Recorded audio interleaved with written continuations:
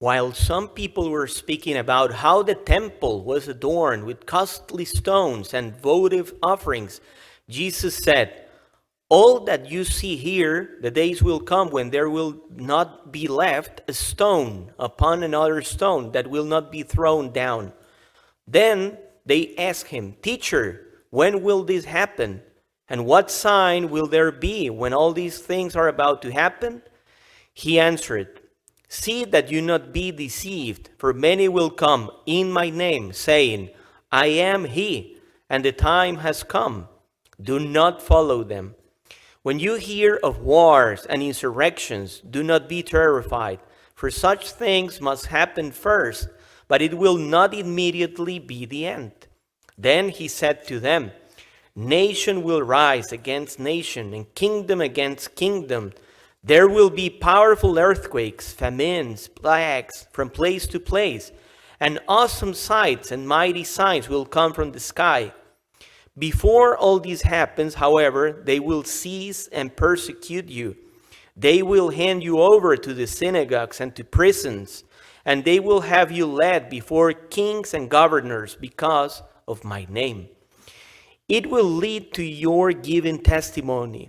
Remember, you are not to prepare your defense beforehand, for I myself shall give you a wisdom in speaking that all your adversaries will be powerless to resist or refute.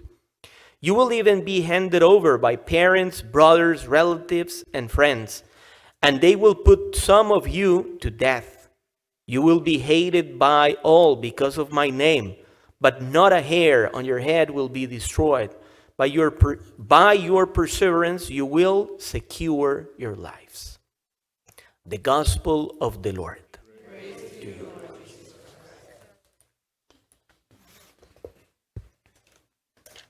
Good morning. Today we are entering basically one of the last Sundays before we start something that we call the liturgical year of the church. The church doesn't work with the human calendar, January 1st, December 31st, but we walk in our ways back to God with celebrations.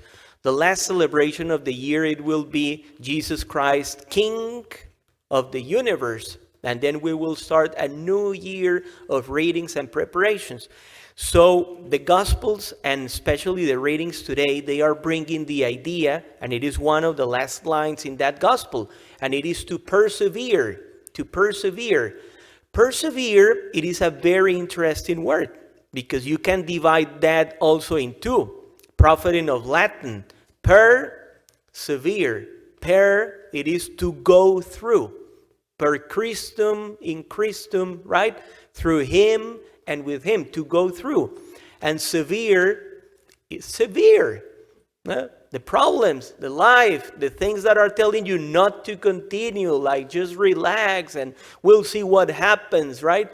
It is like that word, like telling, persevere, it will be to go through all those problems. But it brings into attention that, heading now back to the first reading, the Lord tells that there will be an end. There will be an end, and it is something that we cannot take for granted. Not to be in our lives walking with being afraid or scared of realities. No, the Lord is telling He is fair, He is just, and we need to handle life properly, because the decisions and the way of life that we have during this time, it will be eternized. It will be eternal later. So if we train ourselves to seek for holiness, if we train ourselves to seek for the Lord, well, you know what is coming. Doors will be open. The Lord will allow Himself to be found. Seek and find Him. But if we don't pay attention, and life, it is a life of desist and a life of doing whatever we want, and God is so merciful, and we never prepare ourselves, we are in risk. Why the Lord is telling that in those readings? Because it's our only life.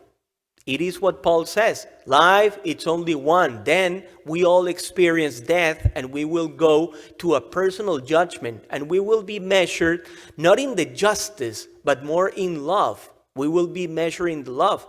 And the questions are going to be very tough, but very specifically. And it's going to be, did you love all these realities during your life? Were you able to answer like God intended? So it is tough, yes. But for Christians and for people pursuing God in the best of ways, things they get better.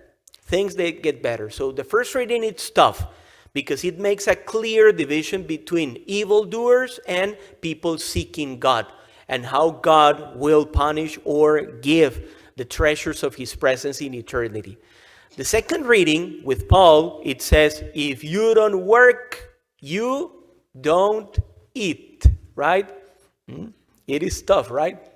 Because it is like a reality. What happens in this world if you don't work?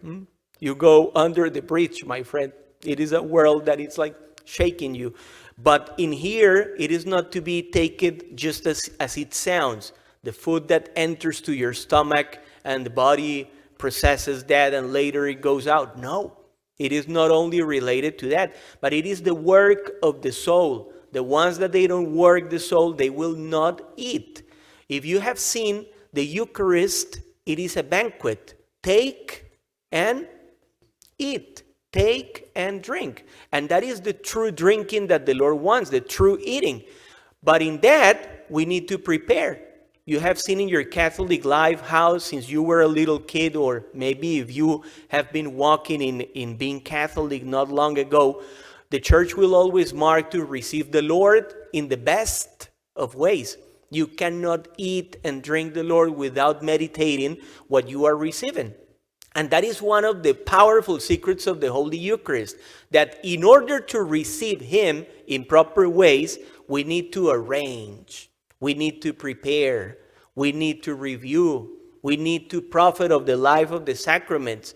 We need to surround ourselves with people that are pushing us to the experience of God instead of like stopping you or pausing you to seek for God. It is a life that it is demanding. But how the Eucharist is doing that? Because Paul is very clear in that. If you don't meditate that, and you know in your life that things are not heading well because of your decisions, and God respects your decisions, eating that bread, eating his body, will be a motive of condemnation. He says like that. And I know that the homily sounds very tough, but do you prefer to talk with sugar related to these realities? And then when you go back to God, but sweet Lord, they were always talking to me with sugar. I didn't know. No, instead of that, it is an opportunity to go to the level that God knows that you're capable of. Because if this was not a reality, a truth, why God will then use time with us to help us amend, to make corrections, if he knows that you're already going to fail? No, God doesn't go that way. He is giving the opportunity to put all the things straight, to make the corrections. And in this, mercy then enters. Why? The Lord says that there's no sin that can set you apart from him. There is a way of knowing that he will always forgive. And he brings a lot of examples. The prodigal son, the woman that they want to stone. You remember? They are big sinners, but in the presence of God, he's seen a true heart that wants to get better. So prepare the banquet for my son. He was lost and now he's back. Who is condemning you, woman? Nobody. I do not condemn you. Go and don't sin anymore.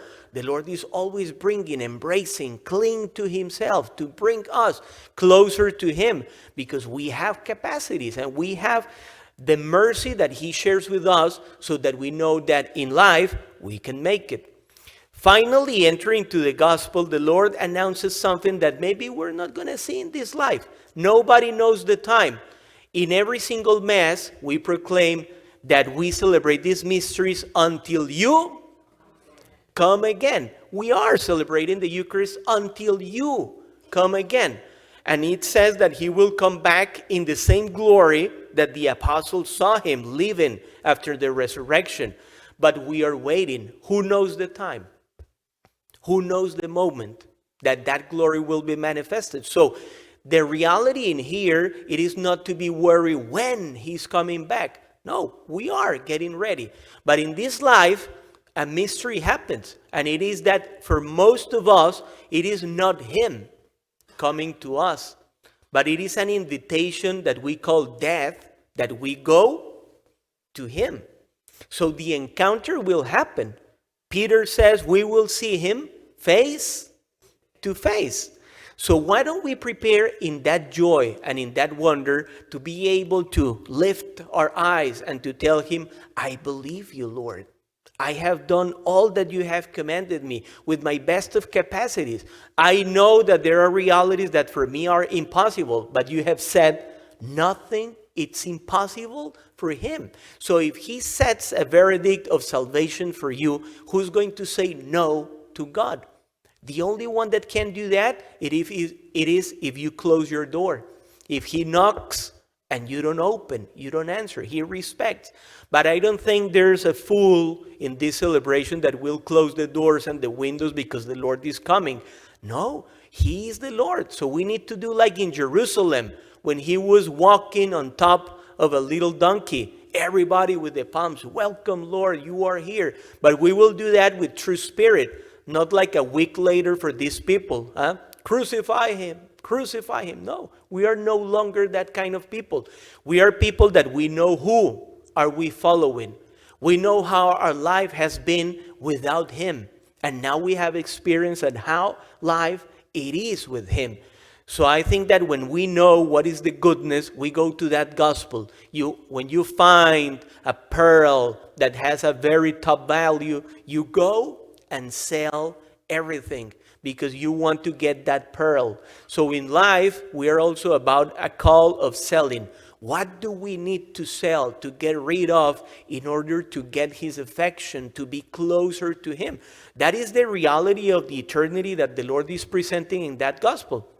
So I would say, to finish our homily today, why do we need to worry about all that description that the gospel is selling?